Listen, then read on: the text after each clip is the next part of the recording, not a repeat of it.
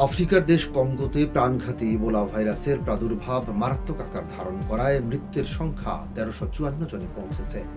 উদ্বেগের বিষয় হল বিগত মাত্র ৫ দিনের ব্যবধানে সেখানে ইবোলায় আক্রান্ত হয়ে প্রাণহানির সংখ্যা প্রায় ৪০% বৃদ্ধি পেয়েছে।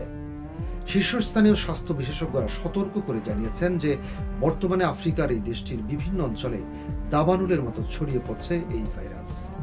কঙ্গো সরকারের প্রকাশিত নতুন তথ্যে জানা গেছে যে দেশটিতে এখন পর্যন্ত ইবোলায় আক্রান্ত ও মৃতের মোট সংখ্যা ৩,০৭৫ জনে দাঁড়িয়েছে। এক সপ্তাহের ব্যবধানে এই সংক্রমণের হার বিগত শনিবারের তুলনায় প্রায় ২৭% বৃদ্ধি পাওয়ার বিষয়টি নিশ্চিত হওয়া গেছে। সংবাদ মাধ্যম আল জাজিরার প্রতিবেদনে বলা হয়েছে, আক্রান্ত ও মৃতের এই নজিরবিহীন বৃদ্ধি কঙ্গোর ইতিহাসে দ্রুততম গতিতে ভাইরাস ছড়ানোর প্রমাণ।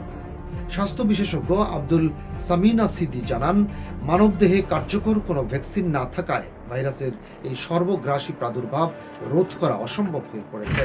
স্বাস্থ্য বিশেষজ্ঞ আব্দুল সামিনা সিদি জানান, মানবদেহে কার্যকর কোনো ভ্যাকসিন না থাকায় ভাইরাসের এই সর্বগ্রাসী প্রাদুর্ভাব রোধ করা অসম্ভব হয়ে পড়েছে।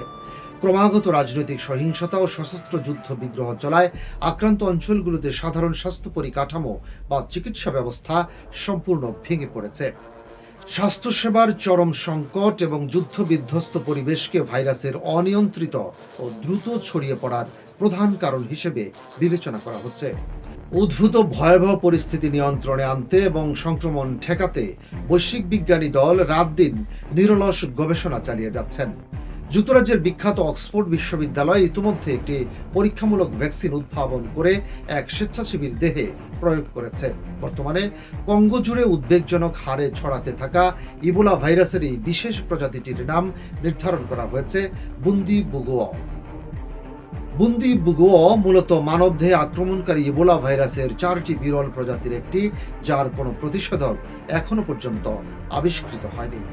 এর আগে ২০১৩ থেকে ২০১৬ সাল পর্যন্ত আফ্রিকার একাধিক দেশে ইবোলার ভয়াল থাবায় এক মহামারী পরিস্থিতির সৃষ্টি হয়েছিল।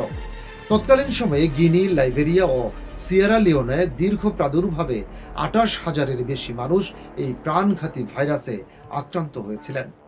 আফ্রিকার ওই 3টি দেশে সে সময় ইবোলায় সংক্রমিত হয়ে ১১,০০০-এর অধিক মানুষের মর্মান্তিক মৃত্যু হয়েছিল।